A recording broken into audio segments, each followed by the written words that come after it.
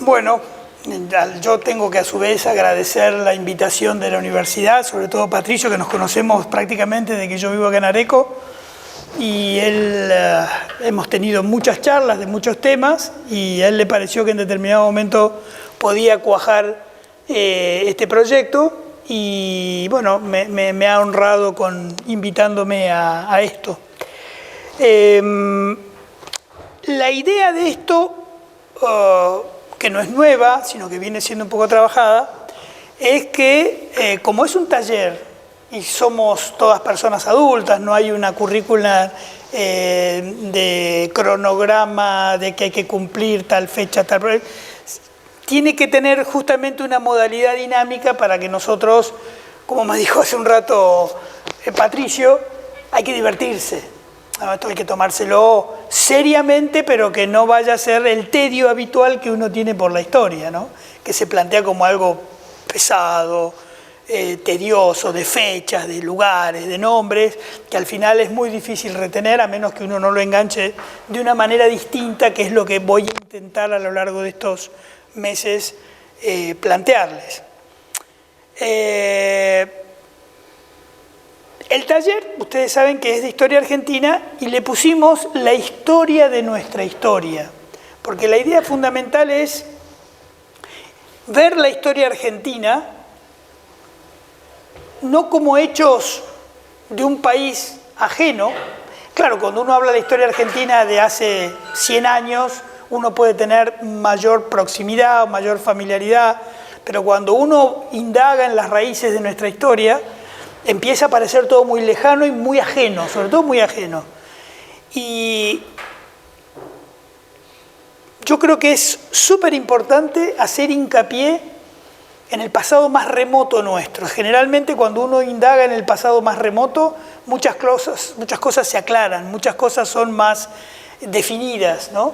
Entonces, y de hecho termina el ciclo, lo hacemos iniciando el siglo XX, ¿no? Ahí corta, a fin de año corta, en la Revolución del Parque lo pusimos como fecha, digamos, indicadora del proceso. Eso fundamental para mí plantearlo, y que a raíz de esta forma de trabajar es absolutamente necesario que haya un ida y vuelta permanente. Yo les voy a dejar, a raíz de la posibilidad que dijo Patricio de que pudieran perderse alguna clase y demás, yo les voy a dejar mi teléfono, encantado, cualquier duda, cualquier pregunta, me consultan sin ningún problema, se perdió alguna clase o lo que sea, no va a haber ningún problema. Entonces, eso, si quieren tomar notas o lo que sea, se los paso ya mismo. 11.6. Puedo aportarle que las clases están siendo grabadas. Ah, claro. Y que en caso de que alguien falte porque cuestiones ajenas, después van a tener acceso al canal de YouTube del ciclo Espacio Cerrado, para que puedan verla desde su casa, esa clase. Buenas tardes. Las que ustedes no puedan asistir. Así que la clase la van a tener o la van a tener hoy en vivo y en directo o por YouTube, perfecto. Por YouTube, igualmente les paso el teléfono para cualquier cuestión. 11.6-006-4487. 11.6-006-4487.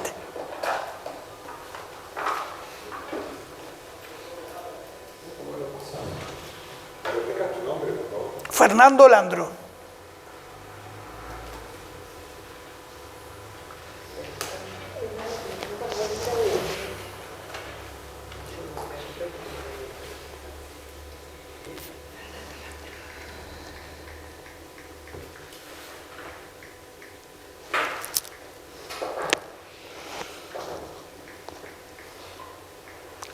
Con la idea de que esto sea un participativo ida y vuelta,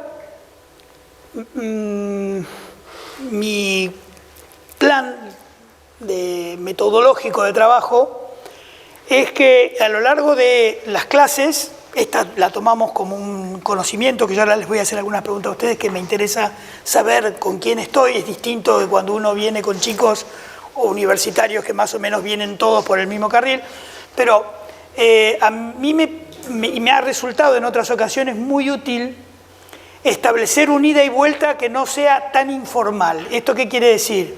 Que de alguna manera, si uno puede sembrar la inquietud en ustedes de distintos temas, que esa inquietud vuelva, por ejemplo, a la clase siguiente con algo medianamente armado y que planeemos. Por ejemplo, muchas veces me ha pasado con gente adulta que hay temas que les interesa y que por ahí a mí se me pasan en un taller. Y de repente a mí me interesa tal tema y que yo no sé cuánto, pues entonces o me ha pasado que me han pedido que yo lo prepare, o al revés, hay alguien que lo prepare y lo charlamos. Eso es muy, muy dinámico. No hablo de clases especiales, magistrales, ni nada por el estilo. Sacar un tema. Y hoy por hoy, cuando nosotros estudiamos todos, no existía, hoy hay que reconocer que la facilidad del acceso de información en Internet es brutal. Hay cosas que hay que filtrar, pero en general, si uno tiene cabeza y está medianamente preparado, sabe separar la paja del trigo. Entonces, es útil. Y si a ustedes por ahí no se les ocurren temas, yo les voy a ir planteando y nos vamos a ir dando cuenta a lo largo del año qué temas, sobre todo cuando entremos más en historia argentina, que genera más ida y vuelta. En historia argentina, estamos en historia argentina, pero historia argentina del siglo XIX. Yo voy a hacer un hincapié especial, seguramente van a ser las 2 primeras clases, /3, en el aspecto fundacional de nuestro país. Ese aspecto fundacional, cuando uno estudia historia, cuando hemos estudiado historia, lo pasan a 150 kilómetros por hora. Entre Solís y las invasiones inglesas, 5 minutos. Y son 300 años. Cuando uno tiene ese bache, todo sale mal, porque la interpretación de nuestro país como un fenómeno cultural de trasvasamiento histórico, tardo medieval en nuestro mundo, cuando uno no tiene claro ese proceso, uno no se explica por qué nos peleamos unitarios y federales. Les aseguro que uno encuentra la raíz en eso. Uno empieza a entender las disputas del siglo XVI ya aquí, las del siglo XVII ya aquí, y uno dice, cosa que por ejemplo no ha pasado en otros países de Hispanoamérica, donde sí han habido guerras civiles, pero el concepto territorial de unitarios y federales no se repite ni en México, ni en Colombia, ni en Venezuela, ni en Chile, ni en Brasil. Brasil obviamente tiene una historia bien distinta, pero en la historia, en el ámbito hispanoamericano, el fenómeno unitarios y federales es único.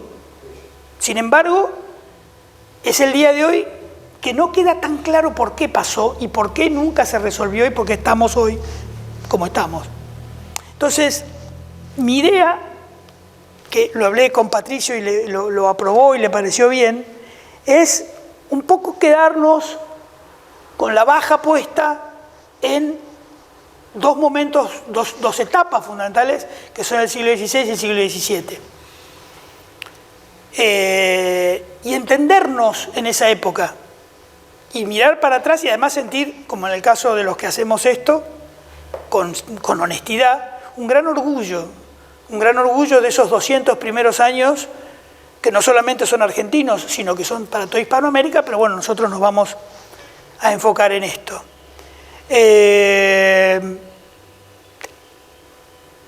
Esto todavía sigue siendo general en la conversación, pero si ustedes recuerdan de cuando uno ha estudiado, cuando uno ha viajado, la famosa idea del siglo de oro español, pareciera ser que el siglo de oro español estaba en España.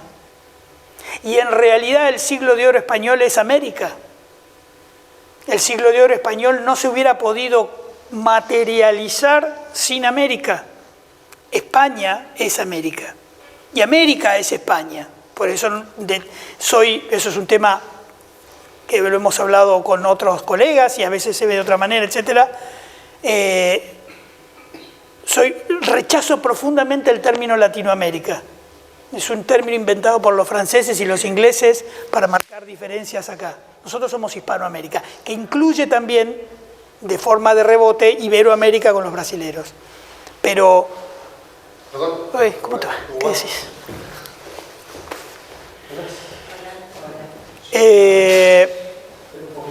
Y esto es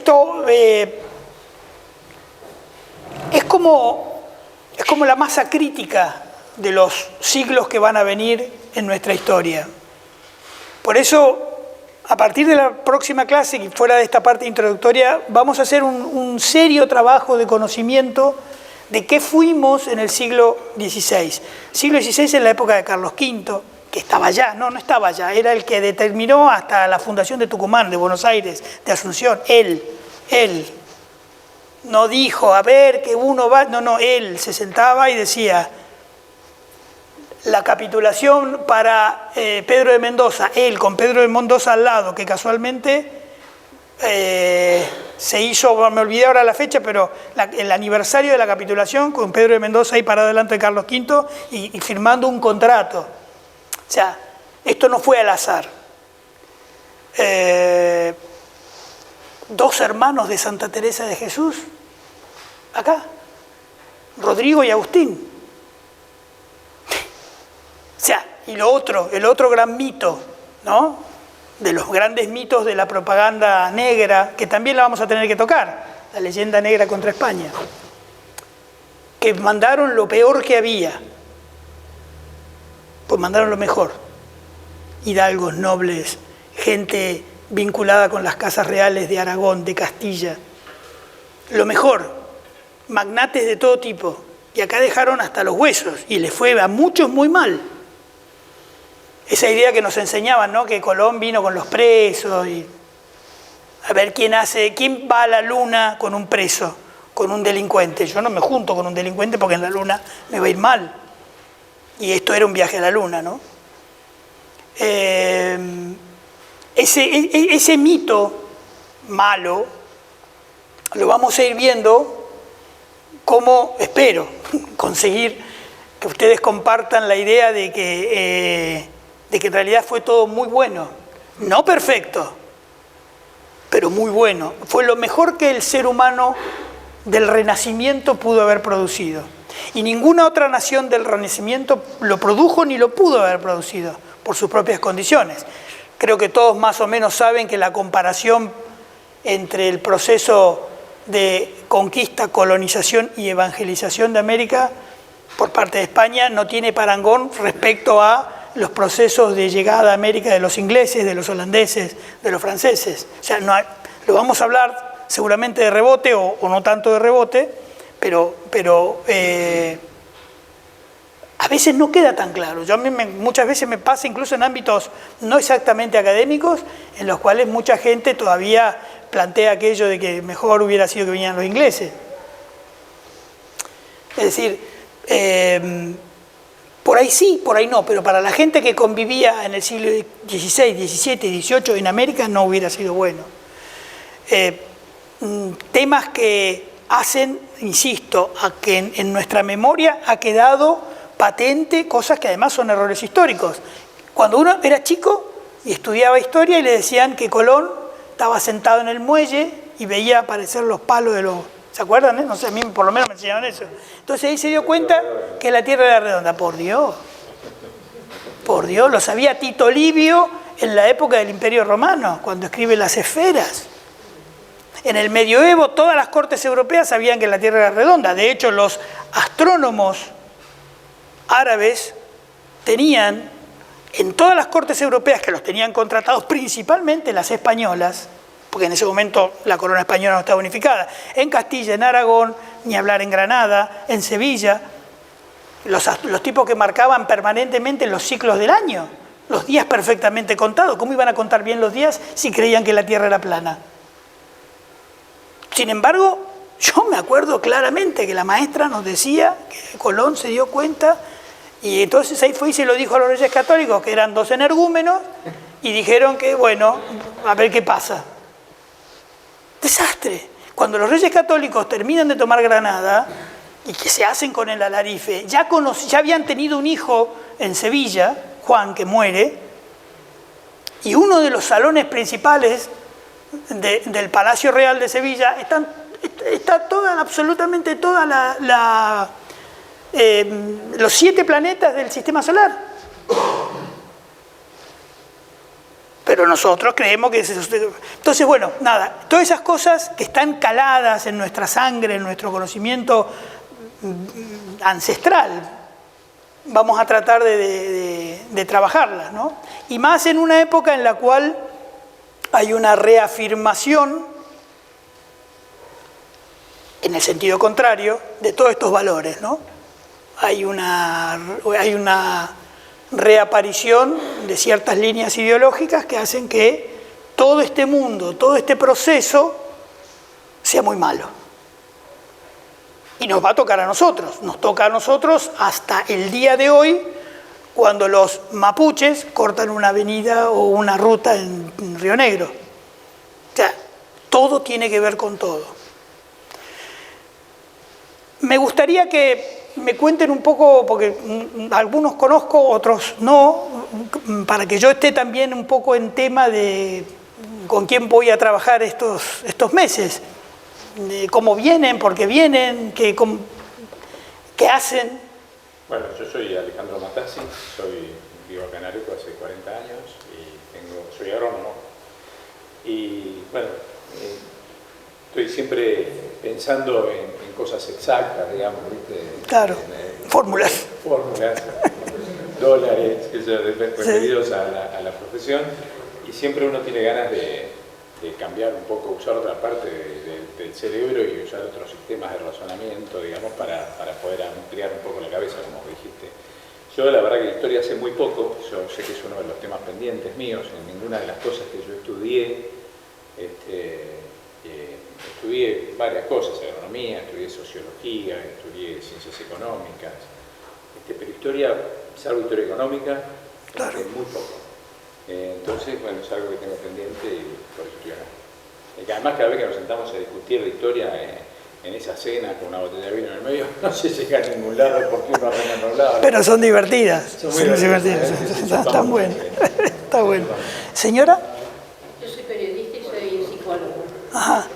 Así que está muy unida la historia, todo eso. Claro, claro. Siempre me interesó historia y siempre leo historia. Vive acá en Areco, sí. Sí, hace como 16, 17 años que vivo acá en Areco. Bien. Mi ¿Usted? nombre es Marisa Satorre, vivo en Areco hace 47 años, fui guía nacional, por eso me interesa mucho la historia y las distintas visiones que tiene cada uno de la historia, porque he leído mucha historia nueva, historia vieja, entonces bueno, quería ver cómo era tu idea de la historia, visión. cómo la ibas a plantear. Bueno, ya le voy contando, entonces ya se fue dando cuenta.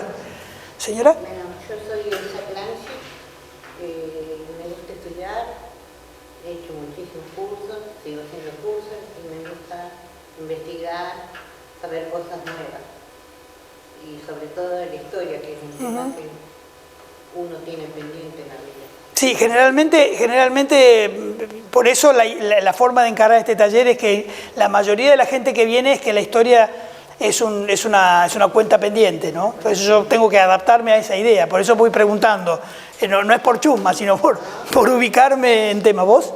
Yo soy Daniela Nencina, bueno, trabajo acá en la universidad, no tengo ninguna carrera, pero Ajá. y vengo más que nada por un tema de experiencia, de hecho conocer un poco más sobre la historia argentina y en sí, a veces también la verdadera historia, ¿no? Porque en el colegio yo de lo que vos estás contando no me acuerdo de nada. Claro.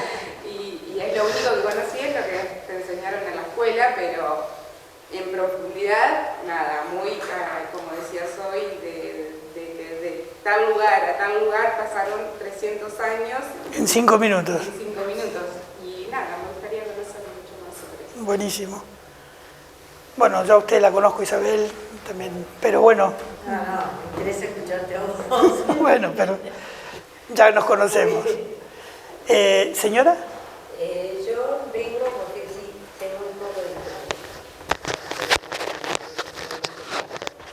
Bueno, vamos a ver si conseguimos el objetivo. Va a ser mi responsabilidad. Bueno, usted ya nos conocemos del grupo, lo mismo que Bachi. ¿Cómo? ¿Qué? Que soy analfabeto histórico. Bueno, estamos todos más, según qué tema estamos todos más o menos igual. Bueno, yo a ustedes los conozco. ¿Yo a usted lo vi en alguna reunión? No. ¿Puede ser? ¿Pero no de estas de historia? No. No, entonces no, perdón. No, yo soy Juan Balbiani, vivo acá en Areco hace 6 años. Soy artista. Y pinto bastante sobre la Argentina del siglo XIX. Ah, qué bien. Y nada, me interesa mucho la historia argentina, sobre todo y sobre todo la del siglo XIX. Muy bien. Qué bueno. ¿Y ha hecho alguna obra sobre esa época? Voy a sacar el saco con perdón. Estoy pintando ahora sobre la campaña de la Roca. Ajá. Y el campo, y en general sobre el campo durante esa época. Ah, muy bien. Muy bien. Bueno, muchos conocen aquí a mi mujer, que es Carola Tadeo. Y... Sí. Y ella tiene todavía una línea de pintura histórica que ha hecho con la Academia Nacional de la Historia hace unos años. Y hace 4 o 5 años hizo un San Martín, trabajando con el Regimiento de Granaderos, con la Academia Nacional de la Historia y con Isidoro Ruiz Moreno. Y ese cuadro está en casa, y según Ruiz Moreno, me dice que, ya un hombre grande y con mucha experiencia, me dice, nunca vi un cuadro de San Martín así. Nunca. Y lo vio otra gente de la academia y nunca vieron un cuadro de San Martín así.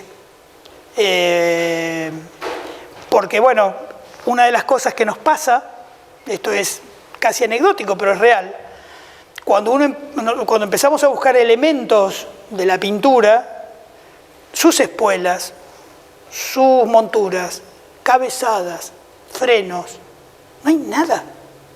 Uno va a Europa y encuentra cabezadas, monturas de tal rey, de tal fulano, de tal mengano. O sea, no desaparecen las cosas. No hay, de San Martín no están ni las espuelas. Solamente está el falucho, el sombrero, el sable y algún traje, nada más. Es increíble. Nosotros, por ejemplo, para las espuelas, conseguimos unas espuelas que eran del general Espejo. Y él, con 17, 18 años, hizo la campaña de los Andes. Pero por decir que eran las espuelas de uno que estuvo con San Martín, pero no eran las espuelas de San Martín. Podrían haber sido similares. Claro, uno por decir, bueno, hagamos algo de eso. Por ejemplo, uniformes de granaderos de la época de San Martín no hay. El uniforme de los granaderos actual lo diseñó Roca. O es un diseño previo, sí, de la época de Roca y más o menos de 1910. Nada. Nada. Y uno va a Europa, repito, y encuentra monturas que pertenecieron a personajes medievales. ¿Y en qué se basó el Roca para remozar los uniformes de granaderos? Hizo una combinación, hasta donde yo me contaron en el regimiento, hizo una combinación de algunos uniformes que él conoció, que ya estaban apolillados, y una visión más moderna de finales del siglo XIX, con los morriones más altos, más vistosos, y pensando en una unidad más de escolta presidencial que de combate. Y entonces le dio ese pronto, ¿no?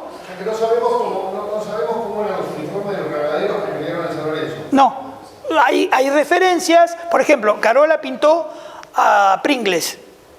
Pringles cuando en Chancay se tira con el caballo. ¿Ustedes conocen la anécdota? ¿Contra los indios? No, los españoles. Una anécdota, saltamos unos años. Cuando están en Perú, hay una partida de realistas, lo cercan, sabían que él tenía pliegos, informes y documentos de San Martín, lo cercan para tomarlo prisionero cerca del puerto de Callao, en Chancay. Sí, ahí. No, a ver. Sí. Y él, por no entregarse, se desbarranca con el caballo al mar. Bueno, Carola lo pintó desbarrancándose con el caballo, usó fotos de prueba completa.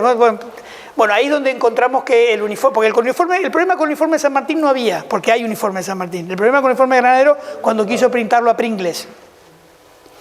Y entonces, ahí nos encontramos con un montón de problemas, más que con San Martín en el fondo, porque no teníamos ni los sables ni nada.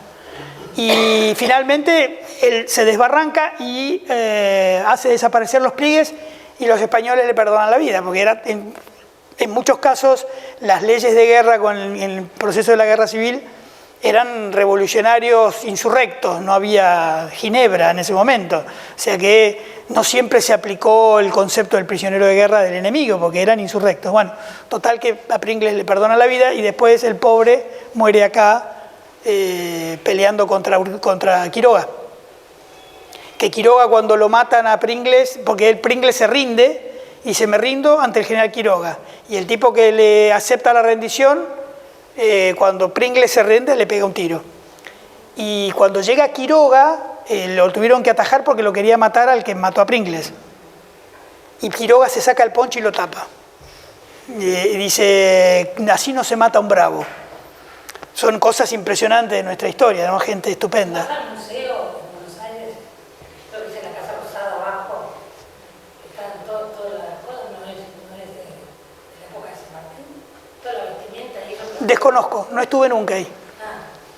Es muy probable que lo tengamos. Bueno, Hay un museo ahí. la sala Conquista del Desierto en el Museo Histórico Nacional está desde la administración gubernamental anterior volada, no está más. No existe más, no hubo Conquista del Desierto. Está en un sótano. Yo lo sé porque tengo conocidos que son, y mi propio caso, descendientes de guerreros del desierto, gente que ha estado en la campaña del desierto y ha ido a buscar cosas, pertenencias que han donado sus abuelos y no están en un sótano. Está todo borrado. Pero bueno, hay un componente ideológico, ¿no? El tema ese. Perdón la digresión, y por el tema de la pintura del siglo XIX, porque es súper importante. Súper importante porque en nuestro país, por ejemplo, no hay una iconografía abundante de tipos importantes y no tan importantes. No la hay. No sé si vos te encontraste buscando...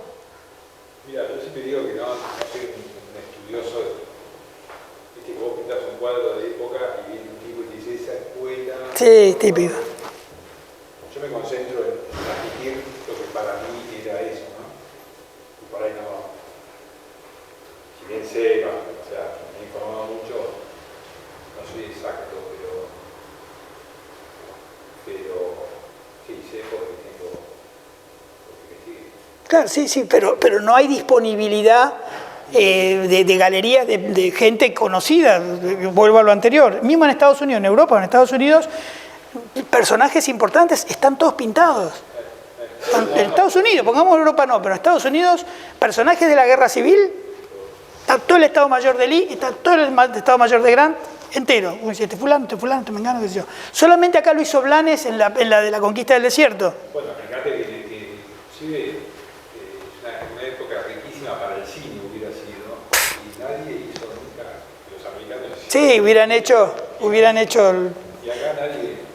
Sí, es un poco nosotros. Los españoles siempre dicen lo mismo de sí mismos. Hoy día, por ejemplo, la guerra de Filipinas, que fue una gesta importante, donde España, y la de Cuba, ¿no? Donde España ya débil le plantó cara a Estados Unidos de una forma increíble, está vista con culpa. Algo así como el tema de Malvinas nuestro, ¿no? Culpa. En lugar de decir, le dimos una paliza, nos ganaron, pero le bajamos 4 dientes, no. Qué malos que somos.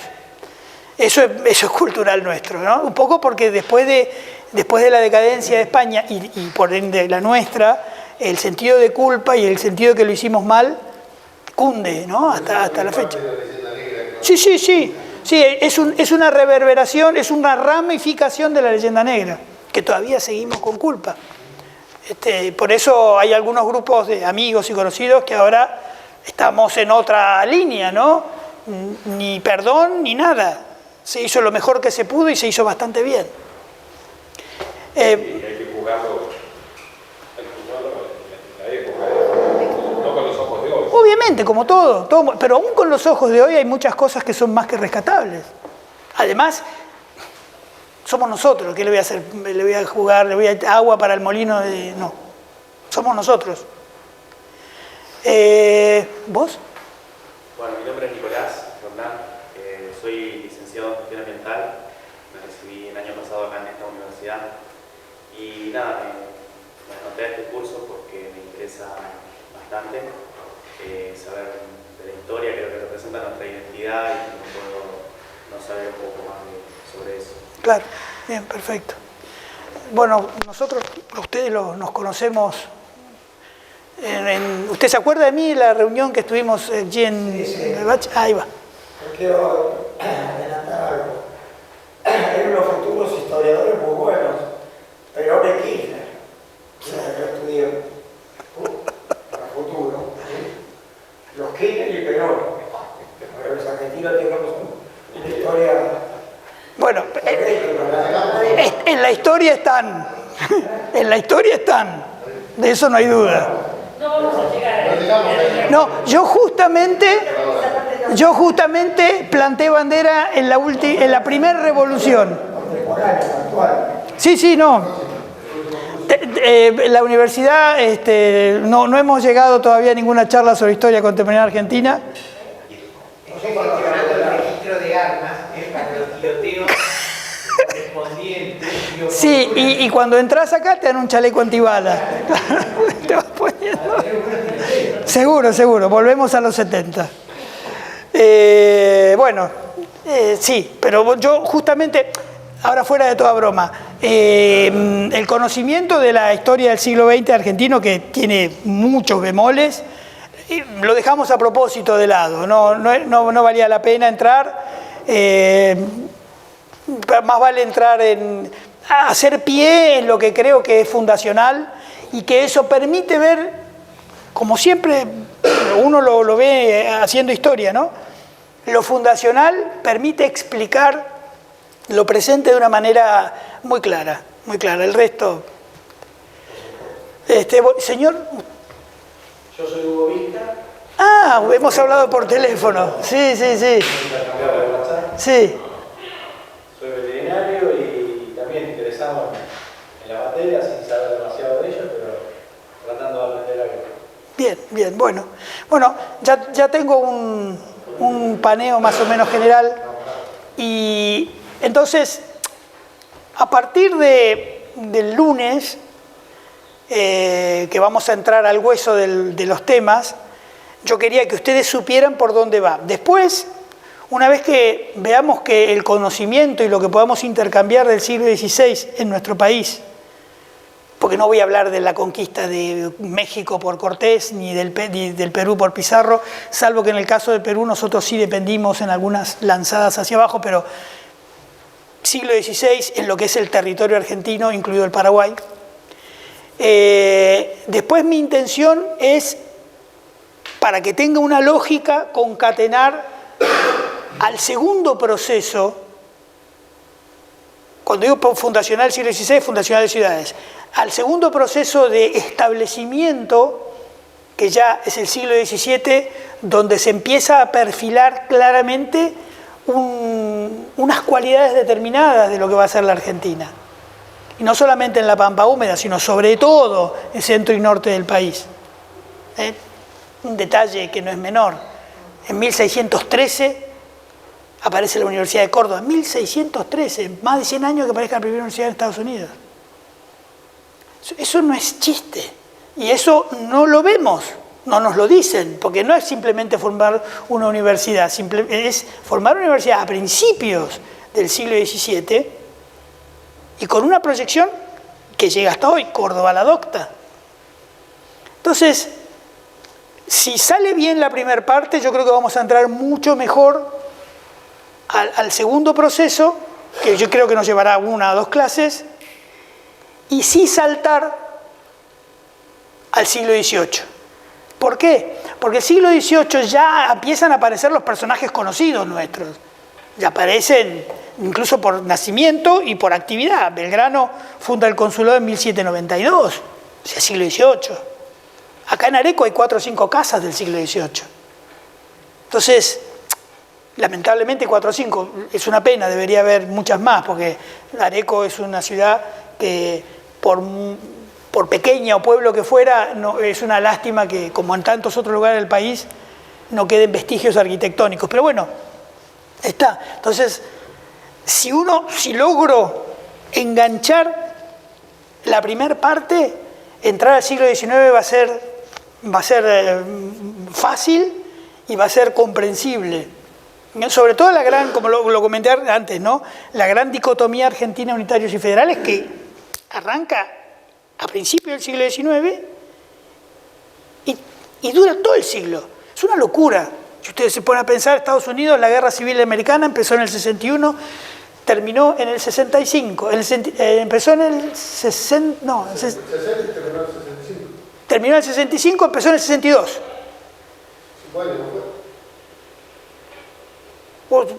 Bueno, ahí, 4 o 5 años. Acá, y empezó y terminó. Uno ganó y el otro perdió. Se terminó. Acá nunca define. Por ejemplo, uno habla con un historiador. ¿Cuándo empezó la guerra civil argentina? Si ustedes piensan 3 o 4 fechas, son válidas. El sitio de Montevideo, el rechazo a los diputados de Artigas, válido. El fusilamiento de Dorrego, válido. Todos son válidos. Una locura. ¿Cuándo terminó? Pavón, vale. La revolución de López Jordán, vale. Casero, vale. Es una locura. Nunca supimos cuándo empezó y nunca supimos cuándo terminó. Y por supuesto el resultado es incierto, como nuestro país. Entonces,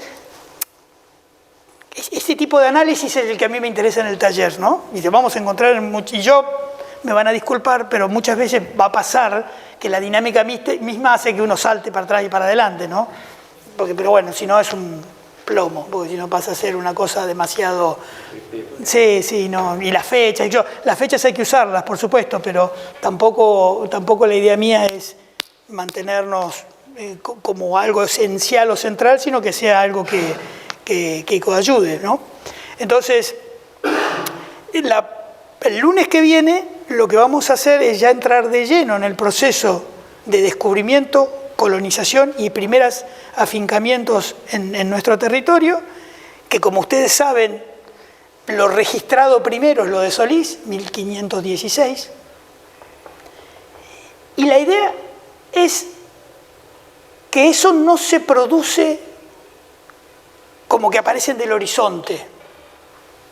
Yo lo que queda de hoy de la charla voy a hacer una pequeña referencia que es importantísima, creo, en lo que comenté en un momento, que fue ese trasvase tardo medieval de España en América. ¿Por qué?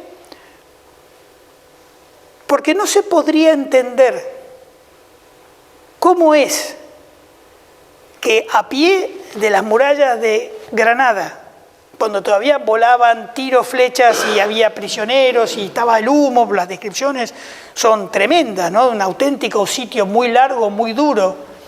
Todavía en el campamento de sitio en el Real, que se llama el campamento del Real de Santa Fe, de donde viene el nombre de nuestra ciudad de Santa Fe y la Santa Fe de Estados Unidos, viene de ese pequeño campamento, que hoy es un barrio de Granada. ¿Cómo es que los reyes católicos tienen tiempo de atenderlo a Colón, finalmente, y hacer las capitulaciones que va a ser para poder plantear el descubrimiento de América, o lo que resulta después en el descubrimiento de América?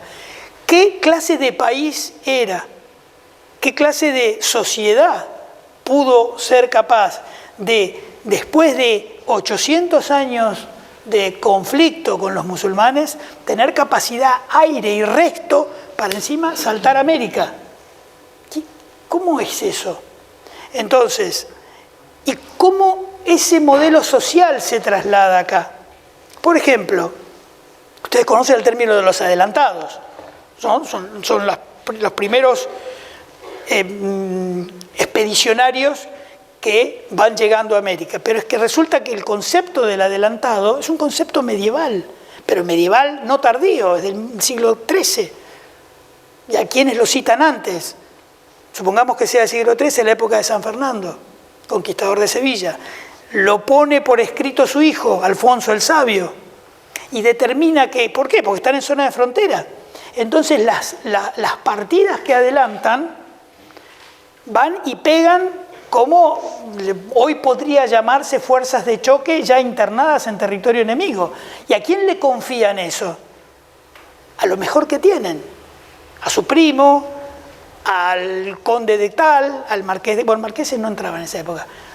Condes, duques, señores, varones, todos soldados que pertenecen a lo mejor de la sociedad y dan ese paso de casi al vacío. Pues esa es la institución que llega a América. Esa es la institución que llega a América, que yo les confieso una cosa, yo también formé parte de ese grupo, como todos nosotros, que cuando estudié Historia Argentina, este periodo me fue ignorado. Entonces tuve que rever muchas cosas, me he encontrado con cosas que no conocía. Mi área de especialidad original es Medio Oriente, y entonces algunas cosas de estas yo las tenía pasadas. Y me encuentro, por ejemplo, con que un rey tan magnífico como Felipe II prohíbe que se use el término conquistador para sus tropas y los adelantados que estaban en América, porque le sonaba que no era la idea. Impresionante. Esa calidad de proceso y de tener idea clara de lo que se conquistaba formaba parte de este reino, de España, y no eran colonias. Eso es otra cosa de la que hablaremos permanentemente. Nosotros nunca fuimos colonia española. Nosotros fuimos reinos que pertenecían al mundo global que implicaba la España del siglo XVI en adelante. De hecho, perdón, formaba parte del imperio, sí, a partir de Carlos V del imperio. Y después de Carlos V, cuando ya España cede la corona imperial al hermano de Carlos V en Austria, que queda Felipe II, la concepción de los reinos en América, los reinos de Indias, se mantiene jurídicamente igual. Y además, ¿dónde se ve? Se ve en el mestizaje. El mestizaje de alto nivel, no el mestizaje espúreo de una cuestión meramente sexual. Por ejemplo, uno de los que tiene mayor descendencia probada, es Irala. Irala tiene una gran cantidad de hijos mestizos con hijas de caciques importantes, de los cuales derivan hoy más de la mitad de los apellidos importantes del país. Es que además esa gente adquiría títulos de nobleza europeos y eran mestizos. Ni hablar del famoso Inca Garcilaso, lo conocemos. Era indio. Y nunca se usó el término indio de forma despectiva. Nunca. Entonces, esa capacidad que tenía España de producir ese ensamblaje imperial es lo que yo quiero destacar para entendernos como una proyección realmente importante. Entonces, si conseguimos que esta línea nos permita saltar al tiempo posterior, como dije antes, nos va a permitir entender muchas cosas. Entonces, cuando uno ve la España medieval en su nivel institucional, en su nivel jurídico, entiende por qué llegan acá tantas cuestiones legales para hacer nada. El fundador de Córdoba, Jerónimo Cabrera, tenía que fundar Córdoba en Salta, digamos. La fundó en Córdoba. Lo decapitaron. Había unas cuestiones ahí. Y además él era pariente de Álvaro de Luna, condestable de Castilla. O sea, no es que decapitaron a cualquiera. Lo decapitan porque no cumplió la ley. Y otra cosa, los juicios de residencia. ¿Los conocen ustedes? ¿Han oído hablar alguna vez? España establece a partir del siglo XVI, por tradición medieval, porque cada vez que había un adelantado, él tenía que reportar a su señor todo lo que había hecho, todo lo que había adquirido, quiénes había tomado prisioneros, quiénes había liberado cristianos, porque en tierras musulmanas era permanente la liberación de cristianos, se traslada acá el concepto del juicio de residencia. Todo adelantado, gobernador, capitán general, virrey, antes de terminar mandato se le hacía un juicio. Un juicio, o sea, un juicio completo, en el lugar de residencia. No podía abandonar el puesto si no terminaba el juicio. La cantidad de gente que terminó presa fue impresionante. ¿Y quién lo juzgaba? La corona. La corona mandaba un veedor, que era la figura más temible que había en América, porque cuando llegaba un veedor había juicio. Y en general, si uno ve, a Hernán Cortés le hicieron juicio de residencia. Y zafó por esto. Colón termina preso. ¿Cómo Colón va a terminar preso? Ustedes lo saben. Colón muere preso, porque tuvo la mala idea de vender súbditos de la reina, indios. Confundió. Está claro en las capitulaciones de 1494, 1497, que expresamente le dicen que no puede tomar a ningún natural de América porque son súbditos de la corona, iguales a los peninsulares. Colón vendió indios, pues murió preso. ¿Y cómo pasa España de esa jerarquización de la justicia, digamos, a este país tan corrupto que es hoy? Porque eran los héroes del humanismo. Sí, del humanismo. En el siglo XVI, Erasmo de Róterdam escribe lo que escribe por España. Decadencia humana se llama. Hoy es uno de los países más corruptos del planeta, España.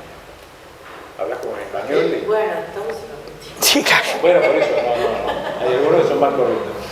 Bueno, es el gobierno, bueno, no vamos a dar nombres, pero damos nombres, es el gobierno de Pedro Sánchez.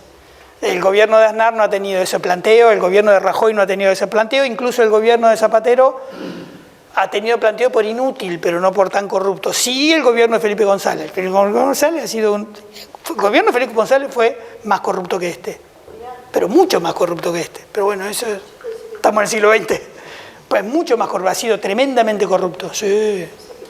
Lo que pasa es que ahora va de estadista en el retiro, está en el Olimpo y habla. Pero cuando uno, con la gente que uno conoce, dice, ese canalla que está diciendo. Sí, como no fueron presos ni se murieron, entonces pasan a dictar cátedra desde más allá. Se ha robado hasta las palmeras de Sevilla, la avenida de las Palmeras de Sevilla. La avenida de las Palmeras de Sevilla le hizo un negocio con un vivero que estaba el hermano y pusieron la palmera de ella. Había unas, las sacaron y le pusieron otras. De eso, 1000. Bueno, esa España del siglo XVIII, de oro, del siglo XV, XVI y de oro, se me trabó la lengua, es el ser humano. Por eso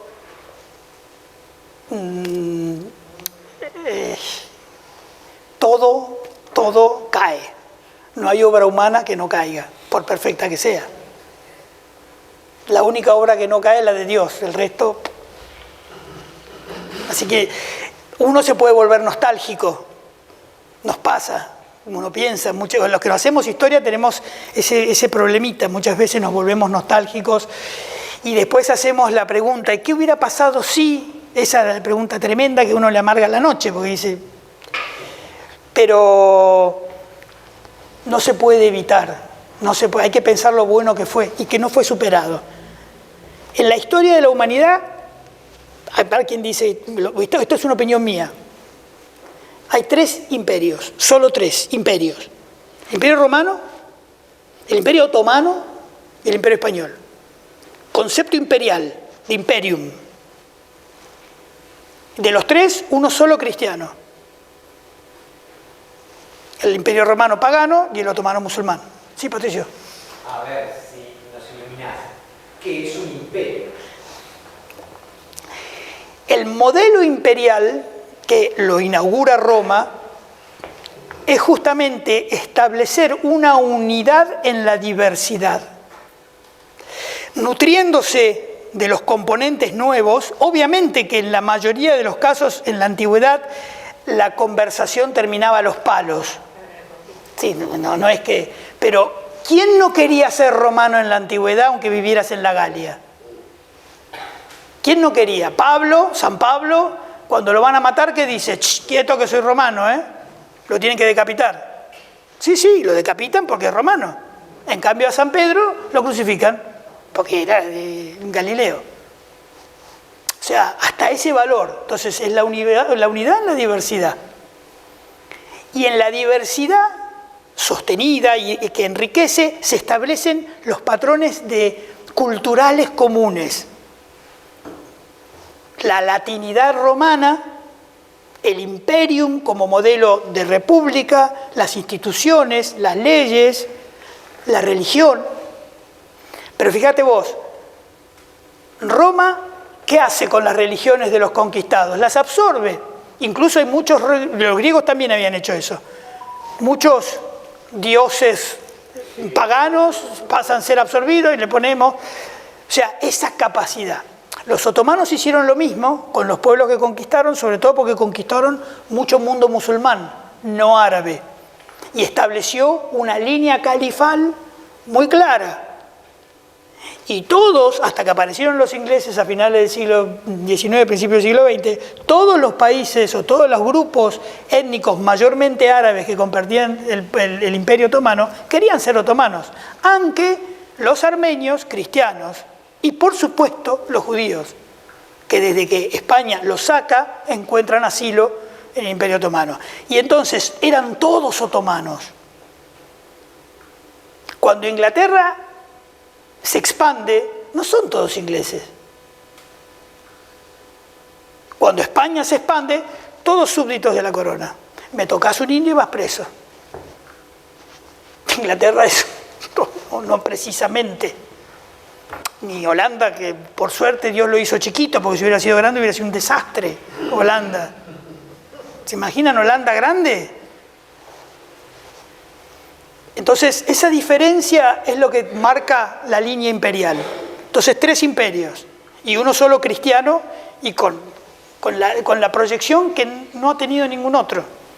Por eso, si bien se utiliza el término imperio para hablar de los ingleses, hablan de sí mismos del imperio, y a la reina Victoria, la llamada emperatriz de la India, etc., el concepto jurídico y político no lo tenían, y ellos lo saben. Esa discusión la hablas evidentemente. Entonces se equipara la idea de imperio a la extensión territorial donde vos tenés algún tipo de dominio, sobre todo económico. Pero no es imperio eso. Eso es que te has expandido y que sos una superpotencia. Pero no es imperio.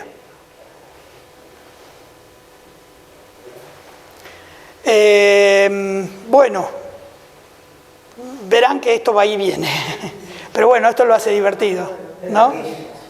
¿Cómo? Sí, pero yo no quiero parecer desordenado, pero digamos que en el desorden hay un cierto orden, Yo no sé si ustedes quieren en este momento, porque también es otra cosa que yo quiero hacer mucho hincapié, estas charlas son de 6 a 8, ¿no? Pero es muy importante que ustedes tengan, el primer día es difícil, pero es muy importante que haya un ida y vuelta, porque enriquece un montón, porque además me orienta a mí, como es todo tan diverso el grupo de gente, a mí me orienta mucho más y evita que yo me quede encajado en una cuestión sola. No sé, sobre todo el tema de la España medieval, si hay algo que por ahí suena a que... Sí. Pensé que me llegó. Yo tengo un par de preguntas, pero cuando... ¿No las quiere compartir? Sí, las comparto. Compártalas. Pero te saco te llevo para un lado. No pasa nada. Si me tengo que volver, me tomo... No, bueno, yo quería preguntarte si vos tuvieses que sugerir 4 libros, uno por siglo, digamos, para concatenar todo este periodo que vamos a estudiar, a analizar, ¿qué 4 libros sugerirías? Es muy buena pregunta porque no lo sé. Bueno, fíjate, ahorrarnos ahorrarnos camino y decirme, lean esto y Claro, no hay... para la próxima. ¿verdad? No, lo que hay son autores españoles muy buenos que, hablando del siglo de oro español, claro, tocan muy bien el tema de América, pero no se enfocan. ¿Por qué? Porque nosotros no tenemos historiadores. Es muy buena la pregunta. Nosotros no tenemos historiadores que se hayan enfocado en esto. Yo, como comenté hace un rato, yo tengo, ahora no tanto porque ya está muy mayor, y bueno, hemos perdido con algunos colegas de Ruiz Moreno y esa gente que hoy tiene 80 y pico, 90 años, y este tema no lo manejan, no lo manejaban. Estoy hablando de gente de la Academia de la Historia, ¿eh? Gente top. La colonia, o sea, los historiadores de la historiografía argentina no contempla exhaustivamente. No tenés como en España gente que te escriba un toco así sobre un personaje, sobre Garay o Hernandarias. Fíjate que Hernandarias es un grosso. Sí hay un poco más, pero del siglo XVI, nada, Hernandarias ya es posterior, ¿no? Nada. No, o sea, nada que yo por ahí, nada que yo haya visto. ¿Cómo? Claro que yo haya... Por ejemplo, me encontré algunas cosas interesantes en plan paper del CONICET. Algunas otras que dan miedo del CONICET, porque el CONICET está infiltrado, muy infiltrado. Pero después me he encontrado con cosas buenas, pero en plan paper. No agarrar y decir, bueno, una historiografía, un Carlos V, bueno, vamos a agarrar a un Ortiz de Zárate, a un Juan de Garay. No hay que yo conozca. Entonces me cuesta mucho decir, y lo que yo he visto y lo que yo he aprendido, lo he aprendido leyendo Historia de España. Eso es otra cosa que me hace pensar lo que usted me pregunta. Historia de España. Acá, por ejemplo, hubo una compilación muy buena de Tau Anzoátegui y de Sorraquín Becú, pero hablando de los tratados de leyes de India, para cuando uno estudiaba abogacía, entonces usted estudiaba el derecho de Indias, y entonces a partir del estudio del derecho de Indias, que era así un libro de 600 páginas, si a uno le picaba el bichito, entonces empezaba a conectar. Pero si no, es solamente un corpus impresionante de normativas y nada más. Y uno piensa, ¿pero por qué le hacían un juicio? ¿Y pero por qué tenía que rendir tales cuentas? ¿Y por qué fulano que parecía un fenómeno termina preso? Pero solamente porque uno lo ve en el marco de lo jurídico. Cuando uno ahora en la UBA eso lo han sacado. Ni está. Ya uno habla con un estudiante de UBA de ahora no, de hace 10, 15 años, y le pregunta si han visto derecho indiano o algo así, nada. Y uno aprende mucho viendo derecho indiano, pero claro, derecho indiano. Así que, no que yo sepa. Entonces te vamos a escuchar a vos y tenemos que sacar las conclusiones. Sí, pero espero que sean buenas conclusiones. Sí, dígame. Cambiando un poquito el sistema, la línea. Bueno, parece la reina Victoria. Sí. ¿No? Me encantaría saber cuál es el proceso del catolicismo al protestantismo. Porque los ingleses eran católicos. Sí, coincide, es esta época. Es esta época. Claro. ¿Y la causa? Enrique VIII. Claro. Bueno, hay un... ¿Podemos hablarlo? Sí. No, pero es mucho más complejo que eso. Es mucho más complejo que eso. Es mucho más complejo que eso. Pero, por ejemplo, ¿ve? Es esta época. Y al final, no de forma directa, pero sí de forma indirecta, termina rebotando en cómo Inglaterra plantea su entrada en América. No se olviden que en 1536 llega el famoso Mayflower, con todos peregrinos que habían sacado de Inglaterra porque se habían vuelto fundamentalistas. El término fundamentalista aparece ahí. En los cuáqueros fundamentalistas que habían lo que ellos llaman la sola escritura, interpretar la ley de Dios solamente en función de la Biblia, sin dogma, sin jurisprudencia, sin tradición de la Iglesia, sin Iglesia. Y entonces generan la ruptura del protestantismo a partir de Enrique VIII, genera este tipo de ¿cómo se podría llamar? Ramificaciones cada vez más autónomas y cada vez más alejadas de la esencia de la religión. Pero ese proceso es sustancial en Europa y va a rebotar en América. El siglo XVI que uno estudia es un siglo tremendo. Está Enrique VIII, está Iván el Terrible, está Suleimán el Magnífico, está Carlos V, Francisco I de Francia. Todos unos personajes que con uno... Eso es toda gente de primera línea en la historia de la humanidad. Los papas han sido terribles, Alejandro, papa sin broma. Y sin embargo... Si yo me separo, me hago protestante. O por ahí se hace protestante y después se separa. No, igual las cuestiones matrimoniales ya habían existido en la Edad Media y se resolvían. El problema de una división de un proceso catolicismo y que de golpe se funcionó tanto, es impresionante. Sí, pero hay un mar de fondo ahí, hay un mar de fondo sobre todo porque le pasa lo mismo que a los príncipes alemanes con Lutero en la misma época, o Lutero, otro personaje de y ya había pasado en Francia en el siglo... ¡Ay, gracias! En el siglo XIV cuando Felipe le Bel liquida a los templarios. Es la misma razón. El poder que tiene la Iglesia, sea en las órdenes religiosas o sea en la parte secular, hace que los príncipes quieran sacárselo encima, porque además hay que reconocer que los obispos, como príncipes de la Iglesia, también eran príncipes muy terrenales.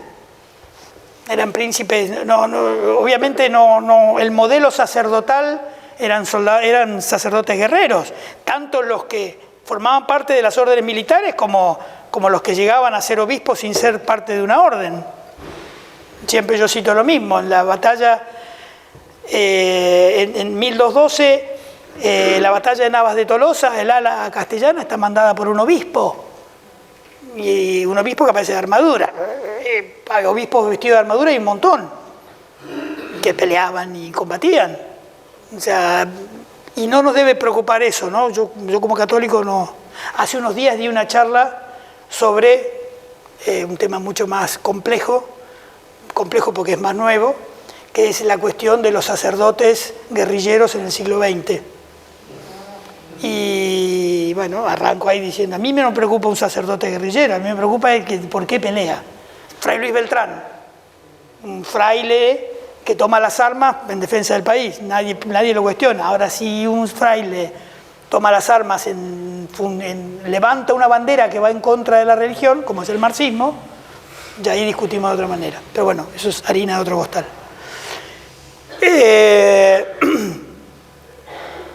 En América, sobre todo en lo que a nosotros nos va a interesar directo, la cuestión de la ruptura de la Iglesia anglicana no va a repercutir inmediatamente, va a repercutir después. ¿Por qué después? Porque no le da tiempo, por una cuestión de los tiempos y porque vos pensás que, por ejemplo, el pie fuerte que hacen los ingleses en Estados Unidos, en lo que es la costa este de Estados Unidos, el pie fuerte lo hacen cuando ya España estaba muy fuerte en el resto de América. Entonces, ese modelo protestante llega tarde y además, si vos ves los mismos anglicanos del siglo XVI, siglo XVII, no estaban tan alejados de los principios y del dogma de la Iglesia. Se van alejando conforme pasan los años. Con el tiempo la grieta, la apertura es mayor. Hasta el día de hoy los anglicanos se persignan. Hasta el día de hoy tienen discusiones sobre la validez de la consustanciación del pan y el vino. El tema de la Eucaristía ellos lo tienen discusiones porque hay muchos que se mantienen en el dogma histórico de la Iglesia y hay otros anglicanos que dicen que no, pero no llega. Llega tarde cuando ya se consolidan en los Apalaches. Perdón, ¿cómo? Llega tarde y no mueve la aguja en América Española. No la mueve ni nada. No, porque la proyección de Estados Unidos es tardía. Es brillante, pero es tardía. Para la independencia, fíjate, la independencia de Estados Unidos en 1776, el mismo año que se crea el Virreinato del Río de la Plata. No nos afecta de forma directa en ese momento. Sí nos afecta la Revolución Francesa. Eso llega y con mucha potencia y cambia el paradigma de la línea de pensamiento nuestro, que en cierta manera afecta la visión que hoy tenemos. No se olviden que... La religión, no pasa en la sociedad. ¿Cómo? La Revolución Francesa toca más a la sociedad, no a la religión. La hace pelota a la religión. Por eso, la pelota. Ah, no, pero a la religión es al primer objetivo que tiene. Pero acomodó más para la sociedad. Se igualitó más. Yo creo que el verdadero nombre es la Revolución del Terror. Fue una tragedia. No hizo nada bueno para mí la Revolución Francesa. La igualdad y todo ese tipo de cosas es como la igualdad de los que ahora hablan del igualitarismo. Y estos son hijos de aquellos. El marxismo moderno es hijo de aquella revolución. De hecho, la izquierda es porque donde se ubicaban en la asamblea, ¿no? ¿Usted sabe por qué? La izquierda se ponían a la izquierda. Los monárquicos a la derecha y la... Es esa línea, La Revolución Francesa que sí nos afecta porque hay un tipo como Moreno, mismo Belgrano, que por ahí tiene alguna simpatía, pero a Belgrano le funciona el valor de lo religioso, y era un hombre muy religioso, y no termina de volcarse al jacobinismo francés. En cambio Moreno sí. Por eso al gobierno anterior le gustaba tanto. Esa es una cuestión ideológica. Así que eso. Un Castelli. Un Castelli. Amigo del otro. Cuando lo agarran al pobre de Liniers, antes de matarlo lo torturan, arrancan las uñas, le hacen un montón. Sí, lo torturan de una forma horrible. A Liniers. No, gente. No, lo maltrataron varias horas antes de matarlo. Un horror. Esa gente era así. Por eso les gusta a estos otros.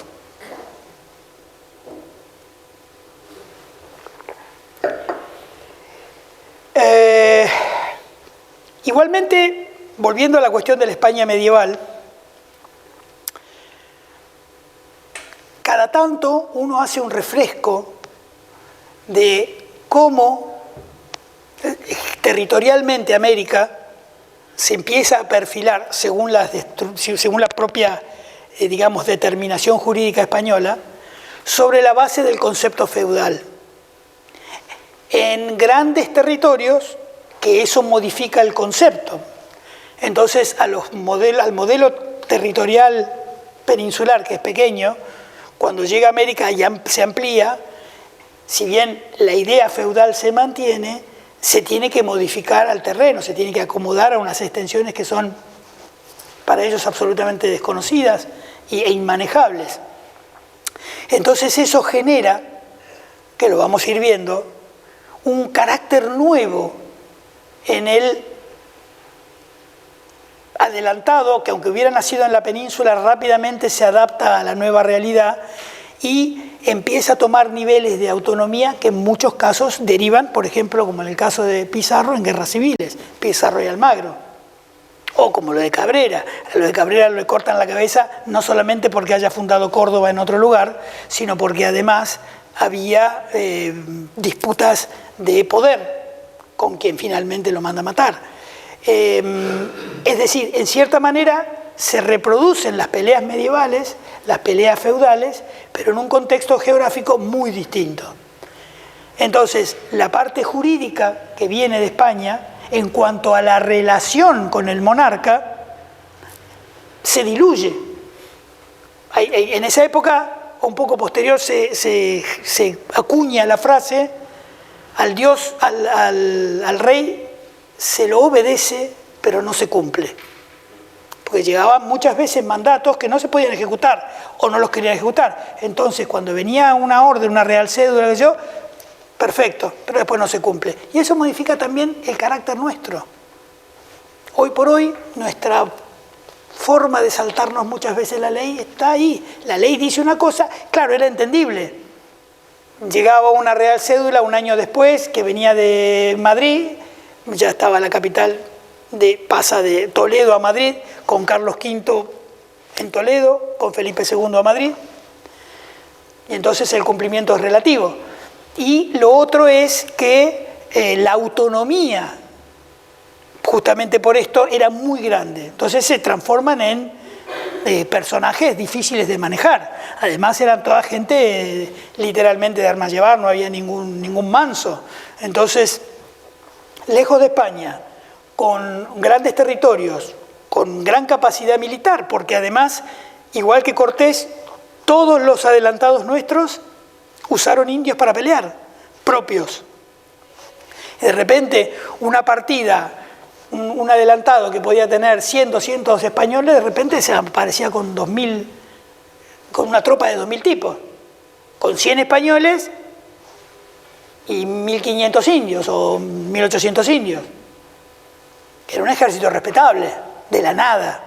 Entonces, esos señores feudales del otro lado del Atlántico, con mucho poder, cambian el perfil del concepto medieval español, pero la institución viene a ser la misma. Y a lo que iba recién, si bien en la época del Siglo de Oro la institución feudal había desaparecido, en España se establece una institución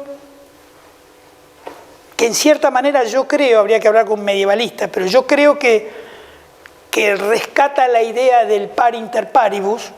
El señor feudal, el rey en la época feudal era un par inter paribus, era otro señor feudal que tenía solamente un nivel destacaba del resto solamente a efectos de comandar una cuestión puntual, pero en principio era igual que todos. En España son lo que se crean los grandes de España. Los grandes de España son gente que está casi al nivel del rey. Son muy pocos, en la época de Carlos V eran 5 personas nada más, creo, y en alguna medida resembla la idea de la institución feudal en la cercanía al monarca. Pero estamos hablando de un monarca que no es cualquiera, sino que es un monarca imperial y con una personalidad muy, muy particular. Carlos V fue una persona increíble de todo punto de vista, entonces la paridad era muy difícil. A lo que voy, cuando uno está en América y de repente pasa a tener un ejército en Chuquisaca o en lo que hoy es el Chaco nuestro, a ver quién le pregunta algo, quién le dice algo.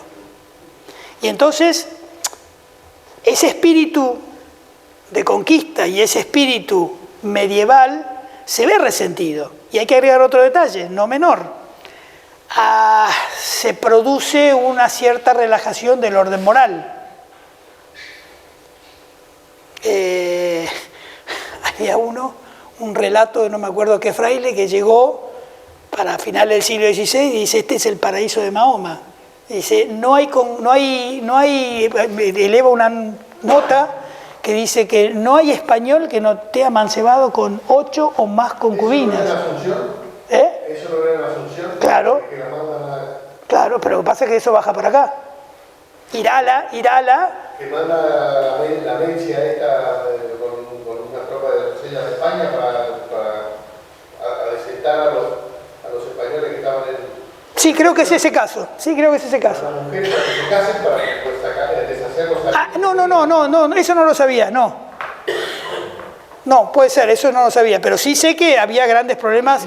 Además, me pasó yo estando en Paraguay, la primera vez que fui a Paraguay, yo hacía poco que había venido a España, viví 8 años en Sevilla, y dije, claro, con razón, estos tipos vienen de pelear, de estar todo el día con la armadura puesta, que tienen una expectativa de vida bajísima, vienen de pelear en el norte de África, vienen de pelear contra los alemanes, vienen de pelear contra los holandeses, y de repente uno entra en Paraguay y es como una especie de paraíso de Mahoma. Y dice, claro, estos tipos se aflojaron todos. Hay en el aire una especie de no sé qué, ¿no? que genera el Paraguay.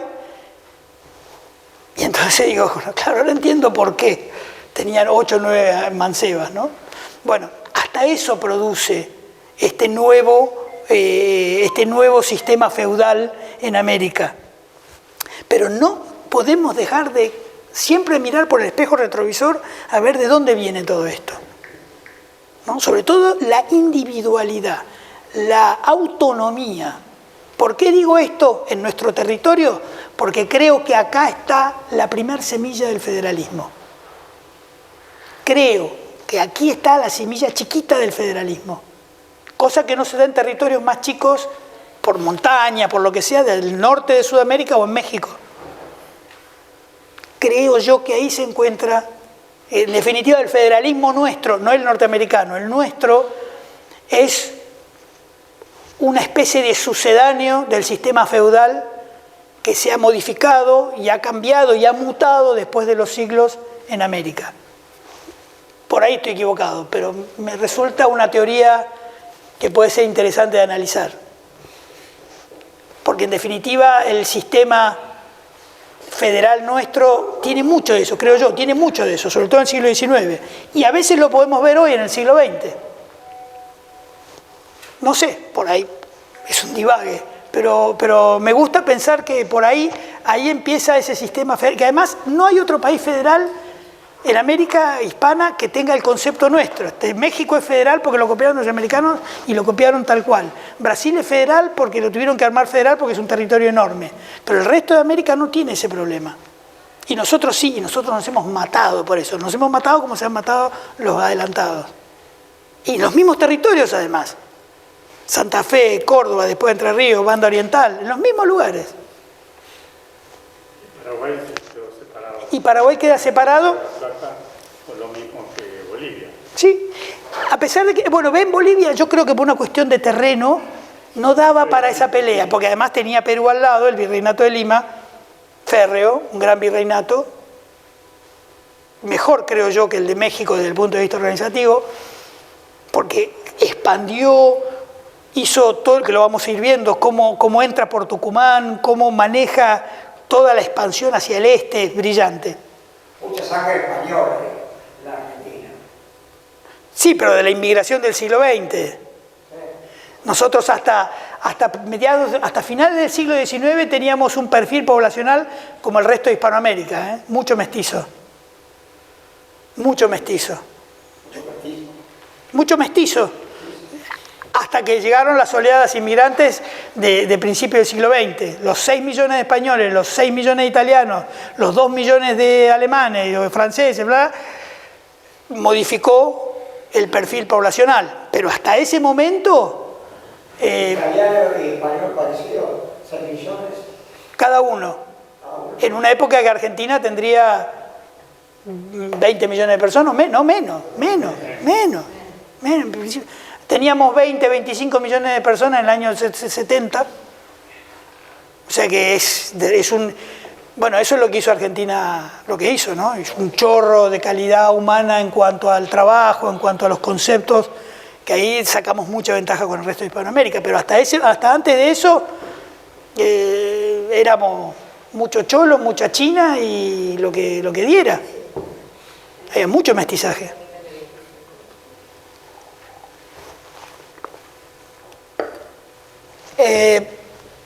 Me quedé pensando con lo que usted me dijo mientras hablaba de referencia bibliográfica. Me quedó en la cabeza y no... Bueno, pensalo. Sí.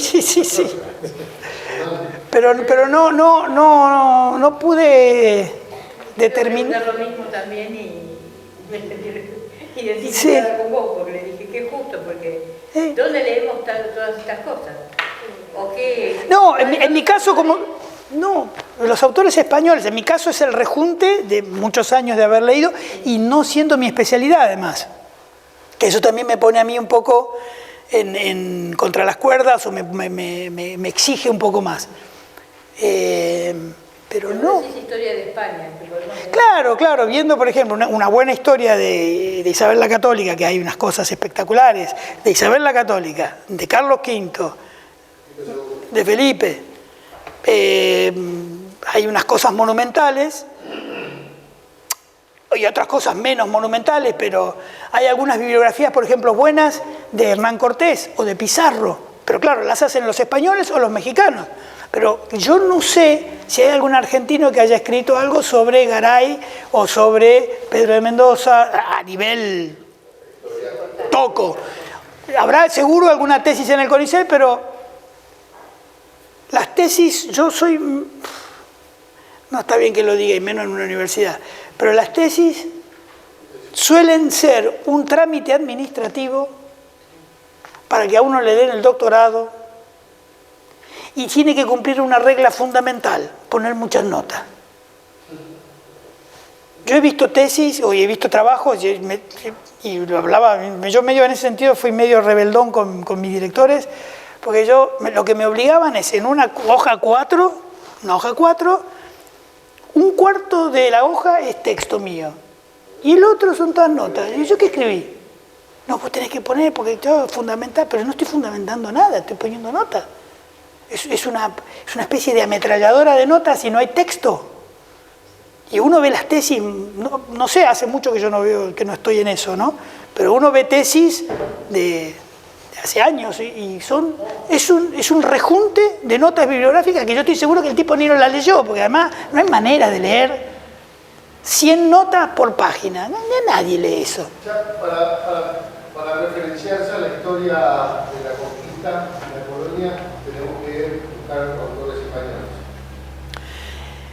No, habrá argentinos, pero no en un plan general. Por ahí hay algún tipo que te hace una tesis sobre Ortiz de Zárate. Pero el manual como existió en la época, manuales de historia argentina, no. Algo con una visión. Porque tampoco, claro, porque, ojo, el valor de, sobre todo que uno ya no está, lo hace digamos, por propia satisfacción y demás, no vamos a andar buscando tesis de qué, lo ideal sería que yo le pudiera decir, hay tal libro que compendia desde las capitulaciones de Santa Fe en 1492 o la caída de Granada en 1492 hasta, qué sé yo, el siglo XVIII. Eso no hay.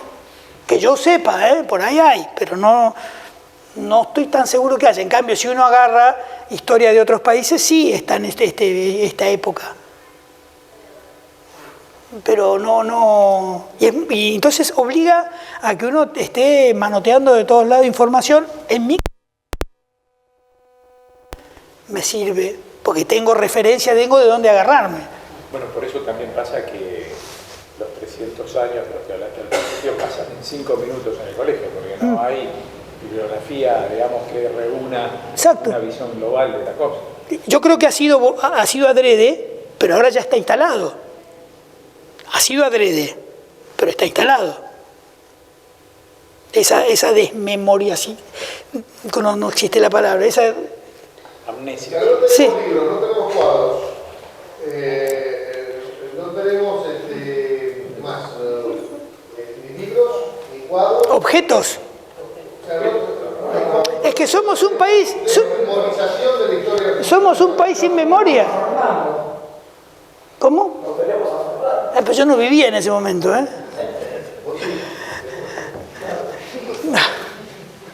Pero es un proceso de ruptura de la memoria, ruptura del pasado. Siempre es lo mismo. Ustedes conocen la Casa de Independencia en Tucumán.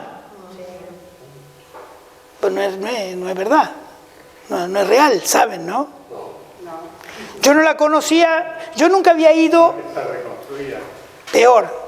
Yo no la conocía, volví de España cuando que a mí me gusta mucho el siglo XVIII y las construcciones del siglo XVIII, yo vivía en una calle donde el mismo edificio donde yo estaba en el siglo XVIII, uno hace un ojo, ¿no? Un ojo a la arquitectura. Entonces yo sabía que la Casa de Independencia, que los tucumanos con buen criterio les repatea que nosotros digamos la Casa de Tucumán, la casita de Tucumán, un pedazo de mansión, la Casa de Independencia, yo veo y digo, esto qué raro, le veo la fachada y digo, pero esto no tiene 250 años. Pero hay fotos de la verdadera. No. Sí, hay, en Tucumán hay. ¿Foto o...? Bueno, no, dibujo. Sí. ¿La volteó Sarmiento? Sí. Y dejó en pie solo la casa consistorial, el salón consistorial donde se firmó el acta de independencia. La volteó Sarmiento. Hizo, de esto sí hay fotos, un palacete francés. Donde funcionaba el correo. Y después, en la época de Noel y en la época de Rodríguez Larreta y toda esa gente, tiraron abajo el palacete francés, sobre la base de los dibujos armaron algo parecido. No es original, tiene 100 años. Tiene 100 años el Cabildo, el de acá de Capital. Pero además quedó muy poco del original. Las puertas se notan, uno ve que la reja no es del siglo XVIII, las bisagras no son del siglo XVIII. Lo que sí es del siglo XVIII es el de Luján. La casa del virrey de Luján es del XVIII. Eso es 18 auténtico, incluso se ve en los postigos. No falla. Cuando hay una bisagra de capuchina, que es así y engancha un fierrito, eso se usó acá y en España hasta 1840. Si uno ve eso, es que es de 1840 para atrás. 1850 puede ser. Después usaron otro tipo de bisagras que tienen un buje.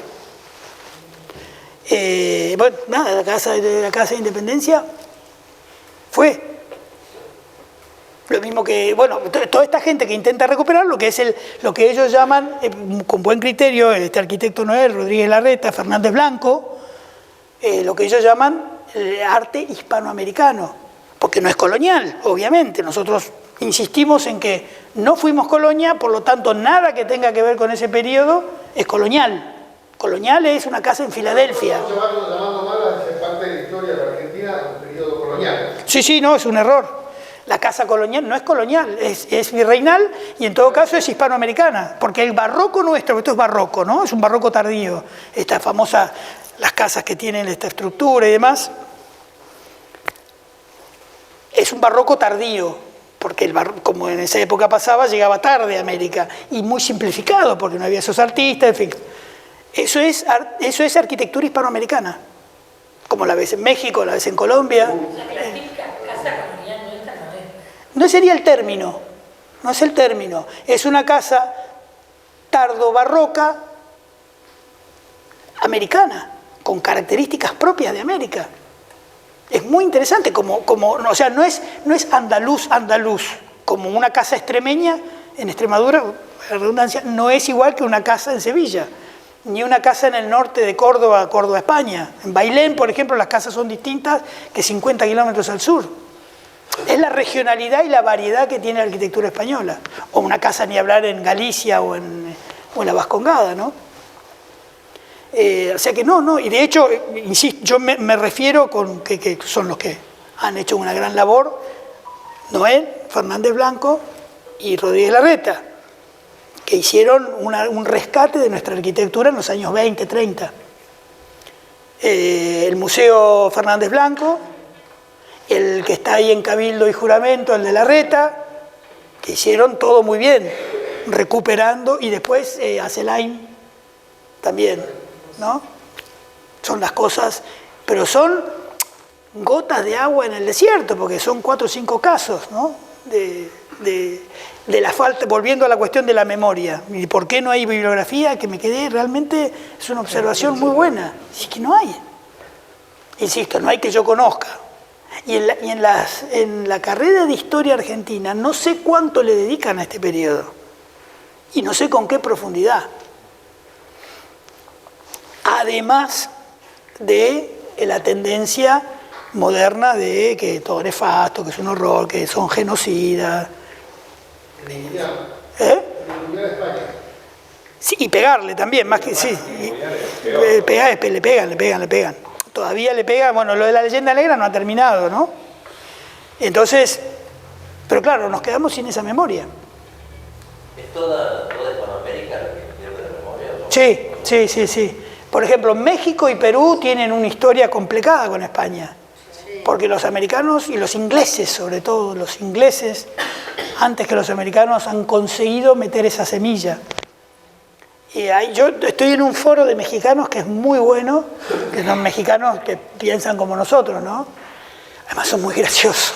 porque se pelean entre ellos y a mí me da, como a ellos les da gracia, como hablamos nosotros, a mí me divierte mucho las peleas entre ellos, y es increíble la negación que tienen con respecto a España, y en muchos aspectos México tiene la plaza de toros más grande del mundo, la monumental del DF, es la más, o sea que la tradición la tienen. ¿Es como más cercano? Sí, es la más grande. La de las ventas de Madrid es más chica. Sí. Y Perú tiene la más antigua del mundo. La Plaza de Hacho en Lima la fundó Pizarro.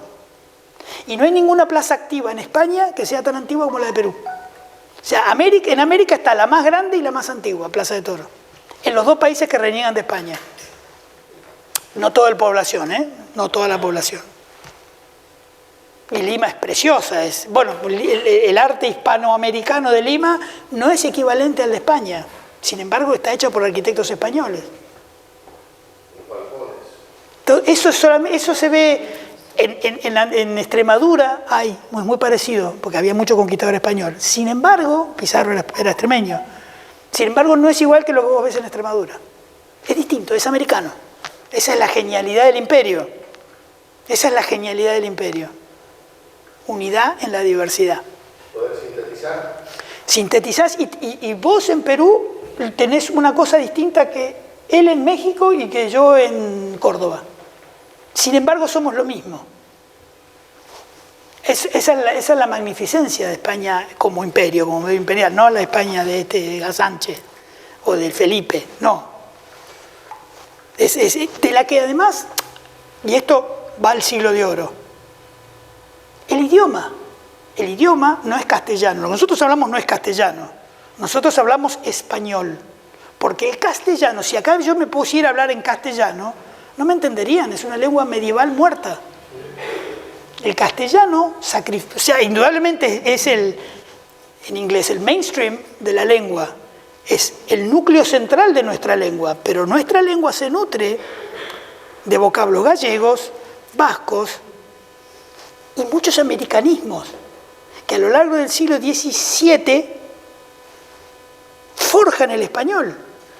Pero la mainstream es Castilla. El latín. No, el romance castellano nuestro, no. No tenemos, o sea, la lengua española no... Es romance, no latina. No, o sea, no tenemos raíz latina. No, la raíz es romance y tenemos componentes latinos un montón. Pero no es el latín nuestra lengua madre. Tronco, el mainstream, no, del italiano sí, pero del español no, del francés tampoco. Son lenguas, lo que llaman lenguas romances. Las lenguas que son producto de la combinación, del caso de España, del godo. Nosotros usamos un montón palabras godas, como perro, guerra, son todas palabras godas, no son ni latinas, ni árabes, ni castellanas, son godas. ¿Godo sería alemán, una cosa así? Y vienen de ahí, sí, sobre todo esas palabras que suenan fuertes en el español. Por ejemplo, me ha pasado a mí muchas veces, viviendo en países árabes, ellos el español les suena como muy violento a los árabes. Y claro, a mí uno no se da cuenta.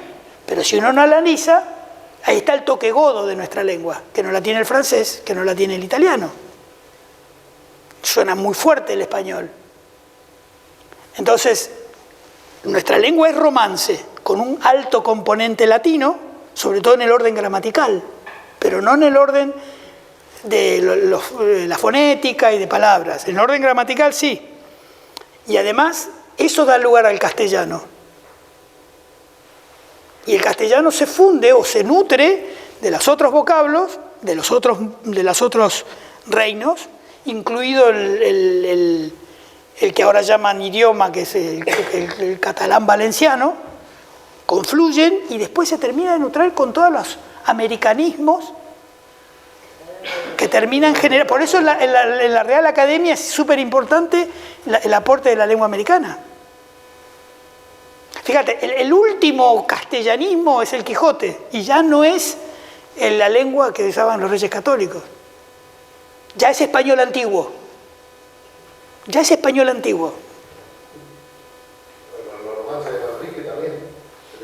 Sí, es español. Vos lees el romance para la muerte de mi padre de Manrique y es es claramente entendible, puede haber alguna palabra que se escape, como si vos lees un texto del siglo XIX, a veces decís, pero son palabras que por ahí caen en desuso más que sean palabras de otro idioma. Y eso es el siglo de oro, y eso es España, y eso es América. Solamente América pudo haber, cosa que no pasa con el inglés. Cuando los ingleses entran en América, su idioma no ha cambiado. Los colonos americanos no hacen un aporte lingüístico.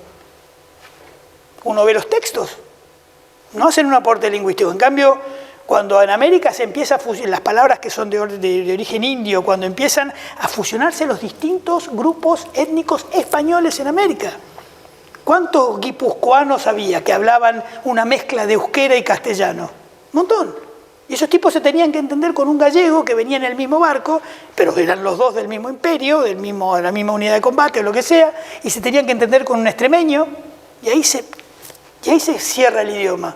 Ese proceso se da por América, porque si hubiera sido en España hubiera sido mucho más difícil. Porque cuando todos se suben a la caravera y bajan acá, desembarcan acá, ya tienen que hablar toda la misma lengua. Allá por ahí no. De hecho, hoy hay una reivindicación bastante nihilista y suicida. Sí. Mire, hace 100 años no hablaban ni en el baño vasco. Se lo inventaron, sí, lo mismo que la bandera, la euquerriña esa. Son todos inventos modernos, que tienen una raíz histórica, nadie lo puede negar, pero nunca tuvieron el rango que le dan ahora. Como por ejemplo, llamar a la Vascongada País Vasco. ¿Cuándo fue un país eso? Un montón de aldeas ahí en la montaña. O sea, no. Pero eso es también materia... Ese es el proceso de desgaste y de autodestrucción en el que está España, ¿no? ¿Es un reino o es un condado? ¿Cuál? ¿Qué? Cataluña.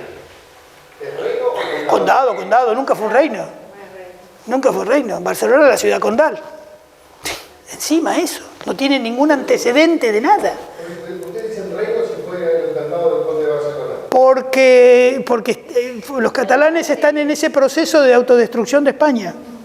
¿Quién independizar? Mi padre era valenciano. Bueno, Valencia sí fue reino. Y lo que... hablando valenciano. Sí, y es prácticamente igual al catalán. Sí, muy parecido. Sí, es prácticamente igual. Pero no, los valencianos no hablan de independencia de España. Y sí fue un reino. Y se pelean con los catalanes. Sí, y fue un reino, además, fue un reino que es súper importante para la Reconquista. Estaba el Cid, Valencia del Cid.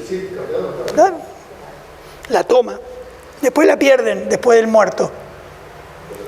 Pero no hay justificación. ¿No lo sacan vivo? ¿No lo sacan en el muerto, en el recabo? Dicen. No, ese es... Yo escuché ese cuento más de una vez, pero historiográficamente no es verdad. No. Pero es una historia bonita, que le largan al Cid a los moros a ver si se iban a asustar. No. Además, vos que sos un tipo de caballo sabés que eso no pasa. Perdón, buenas noches. Vos no le largás un caballo con un tipo muerto arriba, ¿qué va a decir? Vuelve a la querencia rápido, ni sale. ¿Cómo va a cargar solo contra los moros? Ve una línea de moros así, el caballo sí, voy yo, sí, no voy. No es ejecutable. Vos sabés bien que, siendo de a caballo, que no es ejecutable. Pero es una buena historia. Es una buena historia la del Cid.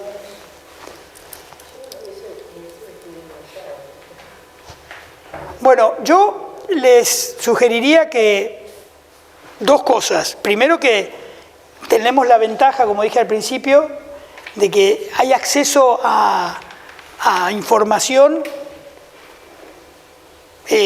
fácil en Internet. Entonces, para ya arrancar de lleno en esto que hemos así un poco esbozado, yo les sugeriría que busquen en Internet, que peguen una mirada de los adelantados o de la conquista española de Argentina para estar en tema y después ya abordarlo, una mirada por encima, pero para ya estar... Sí, pero como dije al principio, ya uno se da cuenta. Uno se da cuenta. Yo, por ejemplo, he buscado algunas cosas, algunos nombres que se me habían ido, y busco y me he encontrado buena información y me he encontrado con cosas que las paso. Pero poniendo los nombres, poniendo las épocas, los años, las fundaciones, pero más que nada para estar en contexto, porque yo necesito, si no, no puede haber ida y vuelta, porque los pongo a ustedes en una situación de que no quiero que no quiero que sea un monólogo mío. No, pero está bueno tu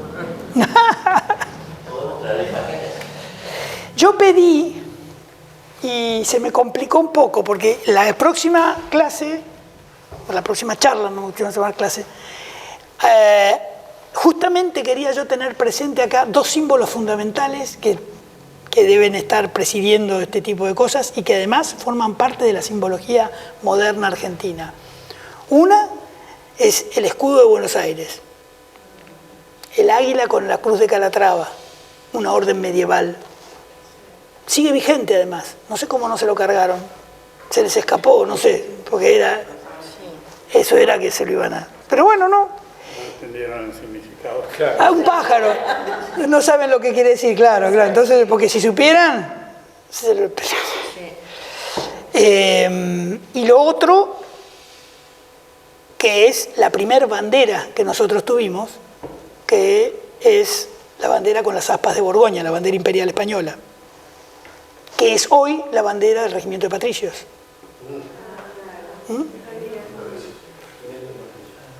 Esa bandera no dejó de flamear en nuestro país en 500 años. O sea, tiene un valor enorme. Yo particularmente la tengo en mi casa, además, porque es lo que nos ancla con un pasado magnífico y del que no podemos renegar. Bandera que usa mucho Estados Unidos. Estados Unidos es un país que es mucho más amable con la historia española que nosotros, mucho más amable. Los Estados Confederados en la Guerra Civil, la bandera de la Cruz de San Andrés, no es por Inglaterra, no es por Escocia, no es por Escocia. La bandera del Estado de Florida directamente son los mismos colores sin el aspa. Y la ciudad más antigua de Estados Unidos, que es San Agustín, y la bandera americana, la bandera del Estado de Florida y la bandera española imperial. Y eso tiene mucho valor. Eso tiene mucho valor. Ya les digo, Patricios desfila hoy con esa bandera. Y hay otra unidad que me dijeron que la tiene, pero no sé cuál. Yo creo que es Patricios. Los quintos iban con esa bandera real. Sí, bueno, en España sigue siendo hoy bandera del ejército. Hoy, bandera del ejército y bandera del ejército del aire. La Fuerza Aérea tiene las aspas de Borgoña ahí, que las trae Carlos V. Pero a lo que voy, que es nuestra primera bandera y tiene un valor enorme, porque además histórico. Porque viene por la casa del padre de Carlos V, duque de Borgoña. Borgoña es Francia. Sí, pero el ducado de Borgoña lo tenía que era de Países Bajos, Felipe el Hermoso, pero no el francés, sino este otro, marido de Juana. Y por eso le viene a él, la posibilidad de ser elegido emperador, ¿no? Y era la bandera de ellos. Y él la toma como bandera imperial. Sí, señor. La Cruz de San Andrés, aspada. Y después, a lo largo de los años, se van cambiando los esmaltes en términos de heráldica. No se habla de colores, sino que se habla de esmaltes. Entonces, los esmaltes de la bandera original del Ducado de Borgoña, que la vamos a traer, o lo vamos a ver si la consigo de alguna manera, es fondo plata, el blanco se le llama plata, y el rojo, no se llama rojo, se llama gules. Después hay unidades ya en el siglo XVII que empiezan a cambiar y usan fondo en oro y la bandera en sable, es decir, las aspas en sable, que es color negro. Y después ajedrezan, cuando aparecen los Borbones, ajedrezan el fondo de las aspas, lo ajedrezan con celeste y blanco, que queda muy bonito, es muy vistoso, y esa bandera dio muchas palizas en Europa. Los ingleses y los holandeses les arruinás el día cuando se la mostrás. ¿La poesía juega ¿Cómo? La poesía juega algo como una unidad de conocimiento Sarmiento. Ah, buen tema ese. Y Góngora, Quevedo. Cervantes un poco posterior, pero en ese siglo... ¡Oh, Santa Teresa! Sí. No, es todo. Es todo. En el arte, Tiziano, el Greco, es todo. Y después eso se mantiene, porque el siglo de oro no termina el último día del siglo XVI. Porque Velázquez, Murillo, Cervantes, todo lo que viene después es producto de una gran inercia. Sí, no, es fundamental. Las letras españolas.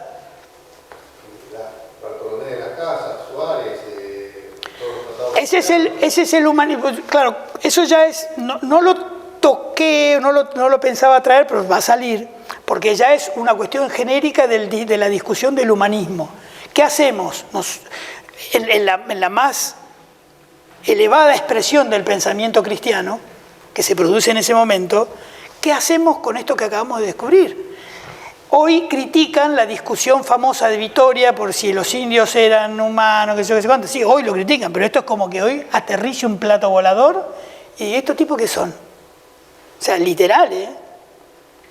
El shock tiene que haber sido muy grande, pero sin embargo España puede producir esa discusión, y de esa discusión sale que son personas igual que todo el mundo, y por eso súbditos de los reyes, y por eso tienen igualdad con los peninsulares. Pero esa discusión, muchos la toman justamente para criticar, cuando debería ser una discusión para aclarar el valor que tiene el humanismo español.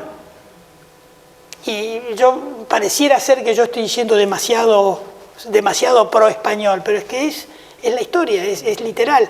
Y aparecen, gracias a Dios, muchos historiadores ingleses, franceses, americanos que están en esta línea. Es más, creo yo que es más probable encontrar información americana sobre esto que nuestra. Que, como repito, los americanos con este periodo han sido siempre mucho más amables que nosotros. Los americanos inventaron el zorro, un personaje caballeresco español que nosotros no seríamos capaces de inventar, porque le tenemos bronca. Pues el zorro lo inventaron ellos, Walt Disney lo inventó. Pero es el zorro, un caballero español, quijotesco a muerte, que está por todos los valores del Quijote. Lo inventaron ellos. Ustedes vieron la película La Misión, ¿no? Sí. Pues lo hicieron ellos, no lo hicimos nosotros. ¿La misión? La Misión, la de Niro. Gran hito de nuestra historia. Gran hito de la pelea histórica con Portugal y después con Brasil. Gracias a esos jesuitas y a esos guaraníes, los portugueses pararon ahí, si no llegaban a Entre Ríos. O sea, el combate, volviendo a hablar de los sacerdotes y religiosos que pelean, no pasa nada. Defendieron lo que tenían que defender. Nunca fueron en contra de la iglesia, que es lo que pasó con los guerrilleros del siglo XX. Y ahí estuvieron 3 o 4 años, pero lo que pasa es que la expulsión es de 1765 y ellos venían peleando contra los que hacían trato de esclavos, que estaba prohibido. Era todo ilegal, era todo un mercado ilegal de personas, de trata de personas. Eso lo hacían los brasileños. Los portugueses y muchos españoles. Pero ya es la España borbónica de Carlos III, ya es otra España. ¿No es un poco antes? ¿Carlos III? Bueno, sí. Empieza un poco antes. Se ve toda la parte católica, la parte del imperio, en el sentido que vos hablabas recién, y lo empiezan a desmenuzar. Sí. Y sacarle la importancia que tenían los jesuitas en América o los jesuitas en Europa. Totalmente. Bueno, lo que habíamos hablado antes, ¿por qué le pegan a Dios? ¿Por qué pasa esto con la iglesia o con las órdenes religiosas? Por lo mismo. ¿Por qué pasó lo del protestantismo? Por lo mismo. Solo que en el caso de Carlos III no llega a romper con la iglesia, solamente se zumba a los jesuitas. Pero es el tema de... ¿Ustedes conocen al cacique Andresito? ¿Lo han oído hablar? Sí. Un héroe de nuestro país. Hay una yerba nomás que se llama Andresito. Un héroe de nuestro país. El tipo defendió el territorio nuestro del siglo XVIII a muerte. Pues ¿quién hace la película? Los americanos. Nosotros. O sea que yo Estados Unidos tengo un gran respeto por eso. Me parece un país fundamental para entender muchas cosas de América, pero cuando ellos llegan a la hora de ser objetivos son muy buenos. Son muy buenos. Tienen sus cosas, pero son muy buenos. Bueno, entonces, yo tengo la intención de la próxima clase, que va a ser la que entremos de lleno, a meternos ya en estos temas, pero necesito que al ustedes tener alguna visión podamos tener un ida y vuelta súper importante, y después piensen que más adelante, cuando ya nos conozcamos más y esto esté un poco más fluido, me pidan alguna cuestión en particular, y yo a su vez, si ustedes quieren, decir, bueno, no digo que armen grupos, pero por ahí sí, qué sé yo, muchos de ustedes se conocen, es decir, tratemos un tema en conjunto, hablemos visiones distintas, no digo un debate, pero sí a ver qué opinamos de determinada cuestión, que la podamos ver de antemano, si les divierte, me parece que, no sé. ¿Le parece o no? Me mató con lo que le gusta el monólogo, ¿no? No me diga eso, que no me gusta escucharme.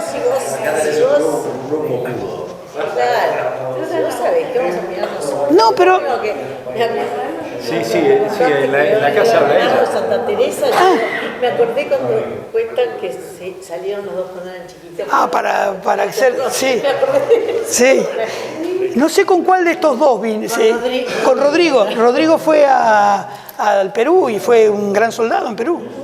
La verdad que no sabía. Sí, y Agustín estaba acá. Viene a la Fundación de Buenos Aires. Ese dato no lo sabía. Nunca en mi vida lo escuché. Claro, no, súper importante. Por eso nosotros venimos de ahí. O sea, eso es súper importante. Nosotros venimos de ahí. La sangre de Santa Teresa acá, por favor.